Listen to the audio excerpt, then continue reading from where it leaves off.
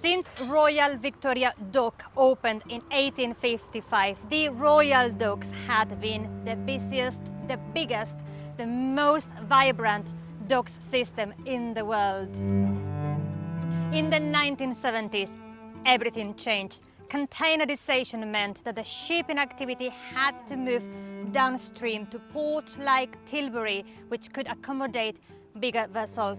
And the closure of the docks had a domino effect. The docks closed, factories closed, shops closed, jobs were lost, and the community was finding it very hard. But remember, this is East London, the land of keep calm and carry on. And something was about to happen to demonstrate that the community spirit was alive and ready to put up a fight. In the words of local historian Colin Granger, the idea, like many other good things in life, came about over a few drinks. It was actually here at the Henley Arms that a group of residents, including the late Fred Boyer, decided to organize a local festival to lift the community spirit. And like that, and well, with a lot of work, the Ferry Festival was born.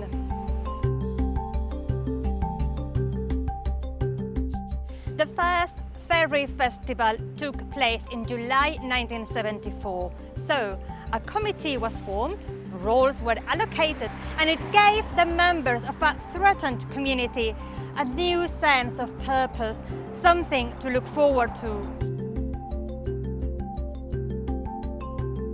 Local businesses got involved. A super pub competition was launched, and with it all sorts of sports competition, football, cricket, darts, pool, a lot of games and activities for people of all ages and for children, and all leading up to a grand festival finale in the summer. Then the famous pram race, where participants, two to a pram, also in a fancy dress, had to stop at every single pub for a drink. And with 13 pubs on the route, that's easier said than done. And of course, the big festival finale took place here at the heart of the Royal Victoria Gardens. It was like a huge town show.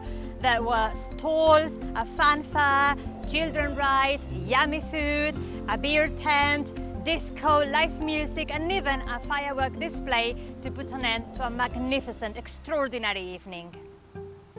Sadly, it all came to an end in the mid-1980s. However, the happy memories of those days have stayed with the community through the years, and now the very fabric of those memories have come back to life once again.